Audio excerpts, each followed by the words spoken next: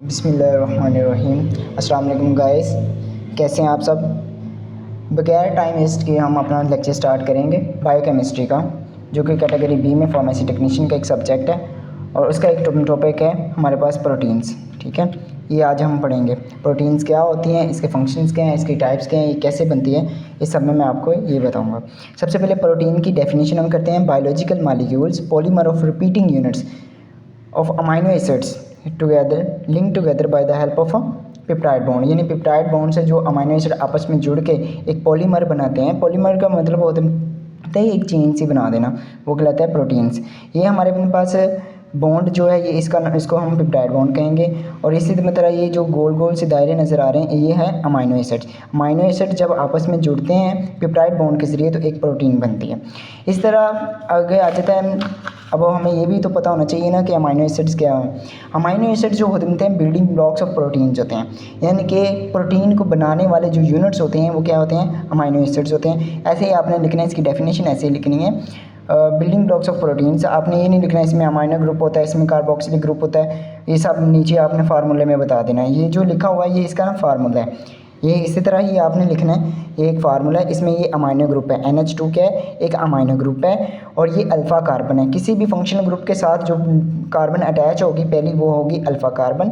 ये हमारे पास alkyl group है और ये हाइड्रोजन लगा हुआ है हमारे पास। और ये जो है कार्बोक्सिलिक ग्रुप है, COOH क्या है, कार्बोक्सिलिक ग्रुप है। इसकी एक एग्जांपल मैं आपको नीचे मैंने लिख के दिए, ग्लाइसिन। अगर हम R को हटा के H लगा देते हैं उसकी जगह पे तो इस अमाइनो एसिड का नाम जो है वो ग्लाइसिन बन जाएगा। वैसे तो अमाइनो एसिड बहुत से हैं, लेकिन जो 20 अमाइनो एसिड्स हैं ना, 20 अमाइनो एसिड वो बहुत ज़्यादा एसेंशियल अमाइनो एसिड हैं जो हमारे लिए बहुत ज़्यादा ज़रूरी हैं। याद रहेगा आपको, ये है इसका फार्मूला है, ये इसकी एग्जाम्पल है।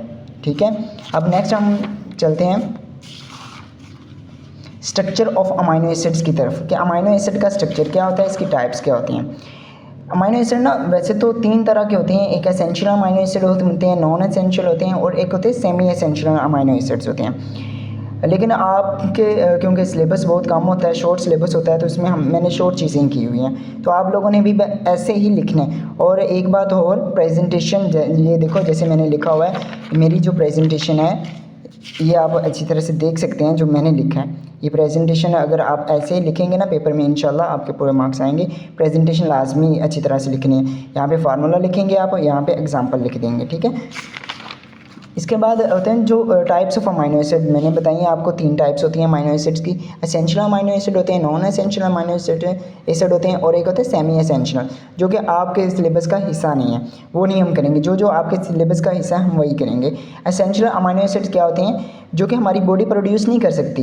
ऐसे अमाइनो एसिड जो हमारी बॉडी प्रोड्यूस नहीं कर सकती वो होते हैं एसेंशियल अमाइनो एसिड्स। और इनकी एग्जांपल्स मैंने 3-4 दिए, लाइसिन है, ल्यूसीन है और आइसोल्यूसिन है। ये ऐसे अमाइनो एसिड होते हैं जो हमारी बॉडी को प्रोड्यूस नहीं कर सकती, ये हमें बाहर से एक्सटर्नली लेने पड़ते होते हैं। और जो होते हैं नॉन एसेंशियल अमाइनो एसिड जो हमारी बॉडी प्रोड्यूस कर सकती है, इनमें एलानिन आ जाता है, ग्लाइसिन आ जाता है। इसके अलावा और भी बहुत से अमाइनो एसिड हैं जो नॉन एसेंशियल हैं जो हमारी बॉडी प्रोड्यूस कर सकती है। इनके स्ट्रक्चर ड्रा नहीं करने आप लोगों ने, क्योंकि इनके स्ट्रक्चर इतनी ज़्यादा कम्प्लेक्स बंदे को कर देते हैं कि यार समझ नहीं आ रही होती कहाँ CH लगाना है, कहाँ H लगाना है, कहाँ क्या चीज़ लगानी है, ये आपने नहीं ड्रा करने। जस्ट आपने इसकी एग्जांपल्स याद रखनी है, एक 2 एग्जांपल लाजमी तौर पे याद रखनी है। अब क्योंकि हम प्रोटीन पढ़ रहे हैं, प्रोटीन का स्ट्रक्चर क्या है, प्रोटीन के ना 3-4 स्ट्रक्चर होते हैं। प्राइमरी स्ट्रक्चर होते हैं, सेकेंडरी स्ट्रक्चर होता है, टर्शरी स्ट्रक्चर होता है और क्वाaternary स्ट्रक्चर होता है। हम सबसे पहले पढ़ेंगे प्राइमरी स्ट्रक्चर क्या होता है। लीनियर स्ट्रक्चर और linear sequence of amino acid in polypeptide chain में जो लीनियर होता है ना, सीधा सीधा ऐसे सीधा हो जाए या ऊपर को सीधा हो जाए, जो भी लीनियर स्ट्रक्चर होगा वो क्या कहलाएगा, primary structure of protein chain. ये देखो ये मैंने अमाइनो एसिड का एक स्ट्रक्चर बनाया है, ये आप लोगों ने ऐसे ही स्ट्रक्चर बनाना है इसका। प्राइमरी स्ट्रक्चर जो है ये देखो, ये अमाइनो एसिड है, ये भी अमाइनो एसिड है, ये भी है, लेकिन ये एक लाइन में है, ये सीधी लाइन लगी हुई है ना, तो ये प्राइमरी स्ट्रक्चर होगा। ये पेप्टाइड बॉन्ड है, ये दरमियान में अगर आप मेंशन करना चाहें तो कर सकते हैं। अब नेक्स्ट जो है हम पढ़ेंगे वो है सेकेंडरी स्ट्रक्चर।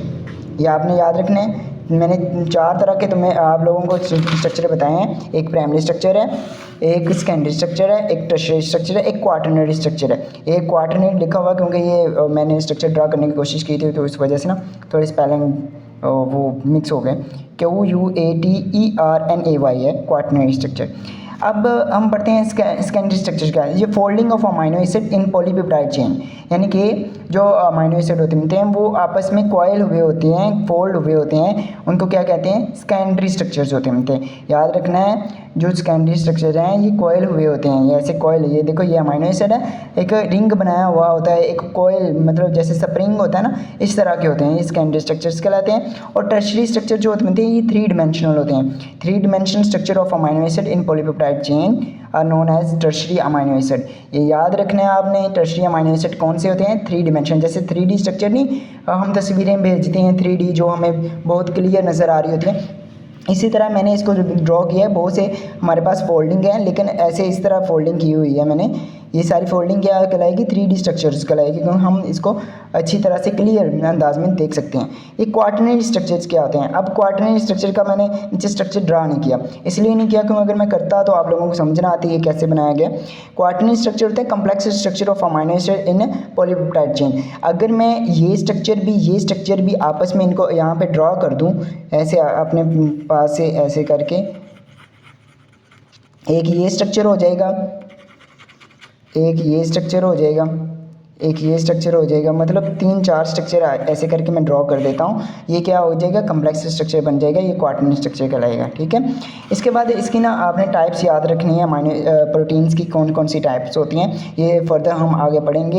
इंजाइम्स क्या होते हैं, हार्मोन्स क्या होते हैं, हेमोग्लोबिन्स क्या होते हैं और प्रोटीन्स क्या होते हैं। ये प्रोटीन की टाइप्स हैं। अमाइनो एसिड क्या है, ये प्रोटीन्स की टाइप है। प्रोटीन की कितनी टाइप्स होगी, एक तो इंजाइम्स हो गए, हार्मोन्स हो गए, हेमोग्लोबिन्स हो गए और अमाइनो एसिड। अमाइनो एसिड मैंने आपको बता दिया, आपने इतना ही जस्ट पेपर में अगर आ जाता है तो आपने इतना ही लिखना है।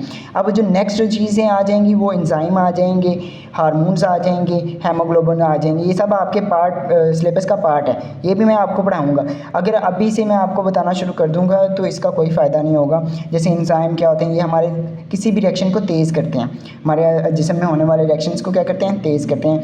हार्मोन्स क्या करते हैं, हार्मोन सेक्रीशंस खारिज करते हैं, जैसे कि सलाइवा, हमारे मुंह में जो थूक बनती है, जो सलाइवा बनता है, वो भी हार्मोन्स होते हैं। सलेवरी ग्लैंड्स होते हैं जो कि उस हार्मोन को प्रोड्यूस करते हैं। हेमोग्लोबिन हमारे खून के अंदर जो ऑक्सीजन है एक जैसे दूसरी जगह जाती है, वो किसकी हेल्प की मदद से जाती है, हेमोग्लोबिन की मदद से जाती है। और अमाइनो एसिड का मैंने बता दिया, ये बिल्डिंग ब्लॉक्स ऑफ प्रोटीन्स हैं। ये आपने लाजमी तौर पे अच्छी तरह से याद रखना है, ये ना हो कि आप लोग इसको भूल जाएँ कि ये पता नहीं क्या है। ठीक है, आज का बहुत शॉर्ट लेक्चर था और इंशाल्लाह नाइट टाइम या अगले दिन माइक्रोबायोलॉजी का लेक्चर अपलोड करूँगा। क्योंकि ना आज मैंने सुबह सुबह ही कर देना था, वजह ये थी कि मेरा व्हाट्सएप चल नहीं रहा था। और इसके MCQs इंशाल्लाह मैं ना आपको थोड़ी देर तक प्रोवाइड कर देता हूँ, क्योंकि बनाने में थोड़ा सा टाइम लगता है।